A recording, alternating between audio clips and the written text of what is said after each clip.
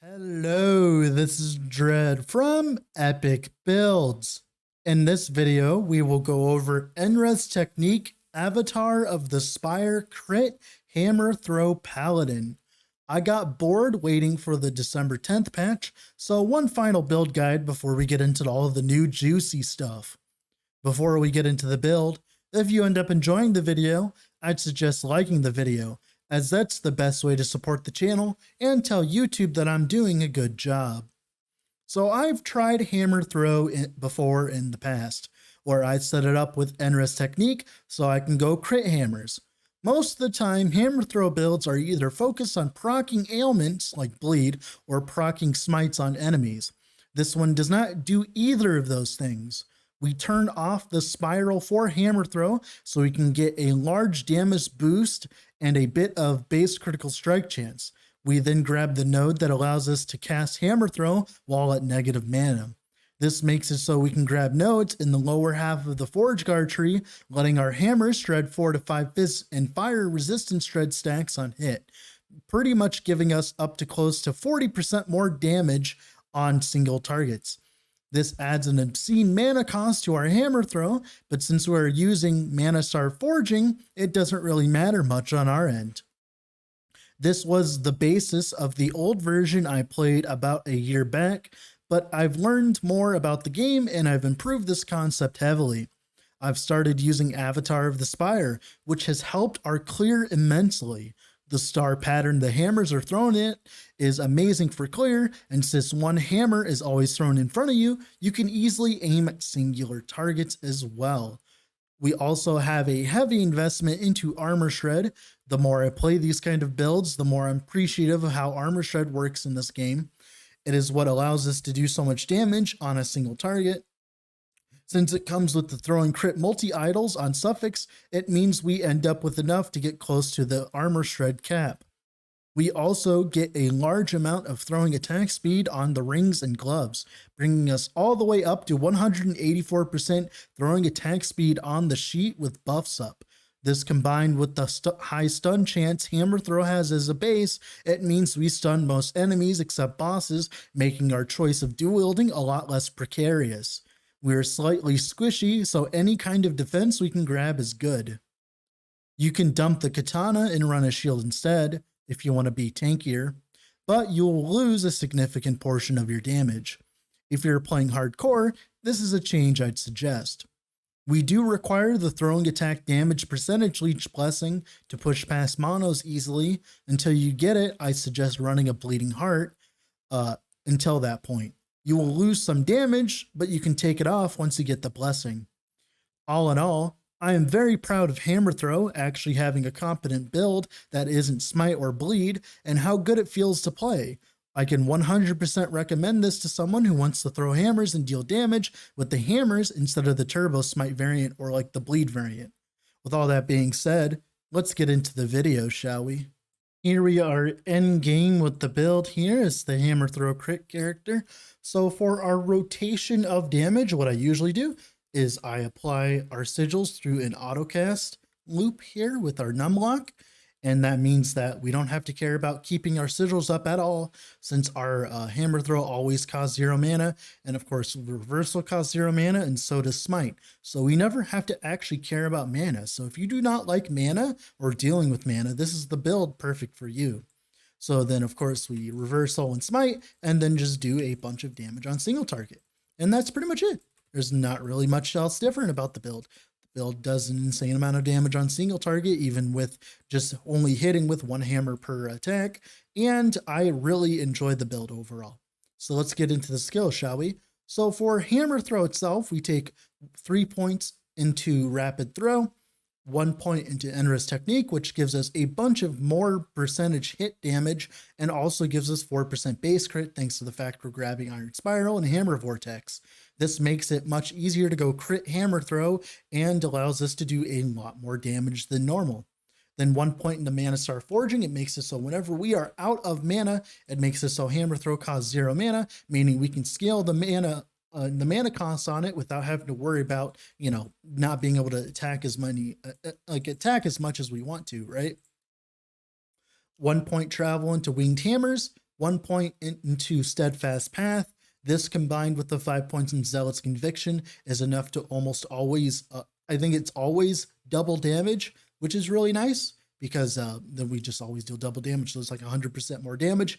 Then 2 points into Catapult. This gives you extra projectiles.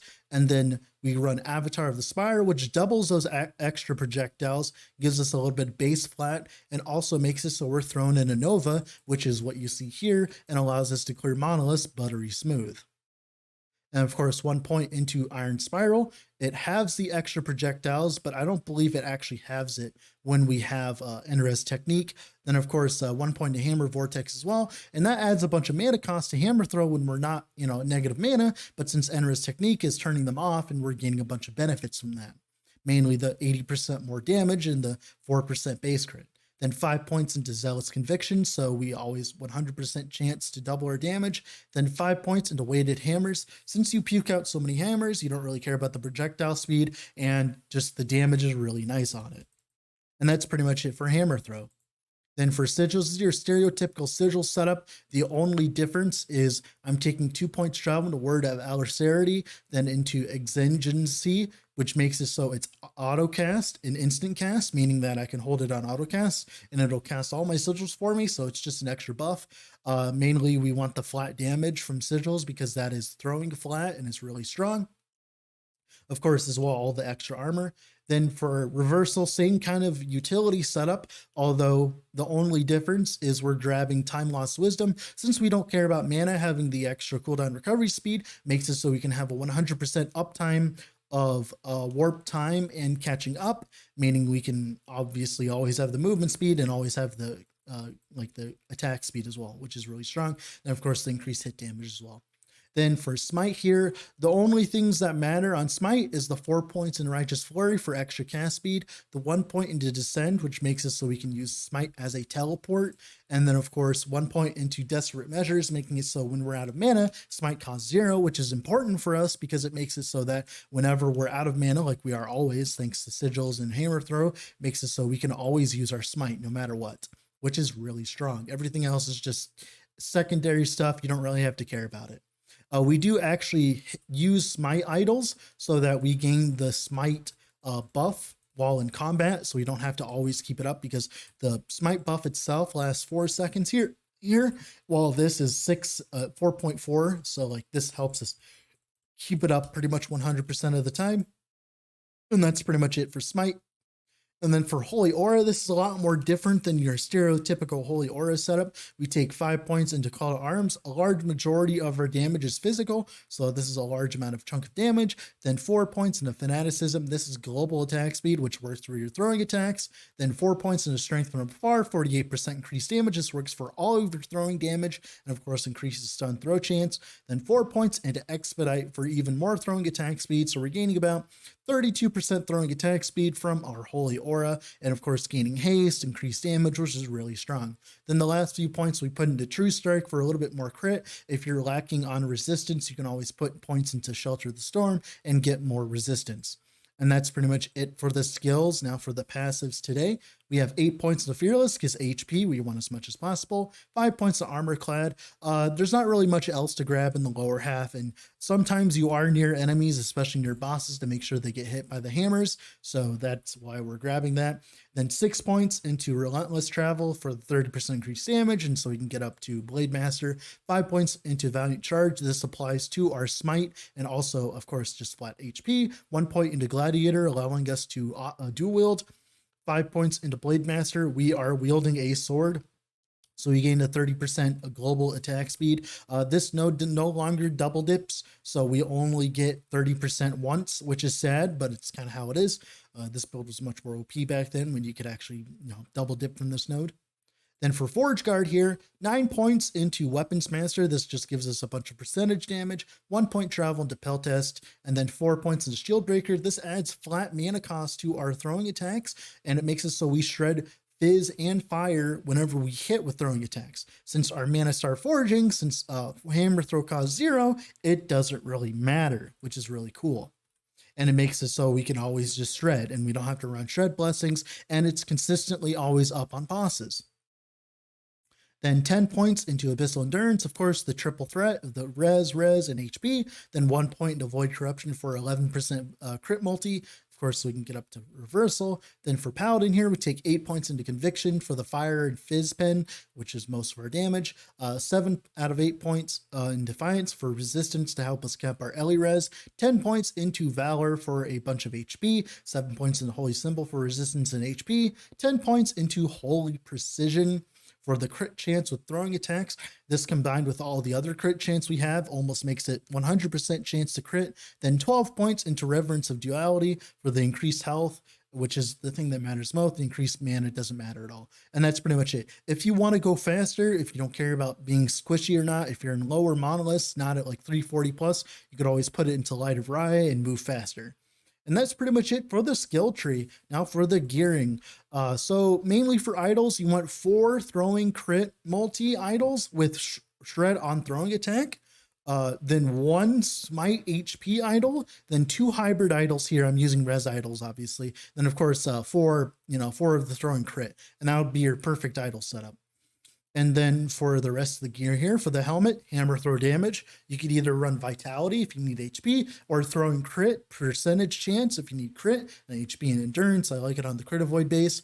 The amulet, this is pretty much perfect. You might have to like figure out how to cap your fizz and all that. If you go with the jade amulet instead, you could either use a bone amulet for resistance or a jade amulet for attack speed. I do have a T6 throwing attack fire damage. You only need a T5, it doesn't matter. Same thing with the throwing attack damage, then resistance. Then for the eagle wing, this is our perfect eagle wing, other than the movement speed could be 4%, but like this is perfect, just needs to be rolled better. Absolutely beautiful. Although you could run chill instead.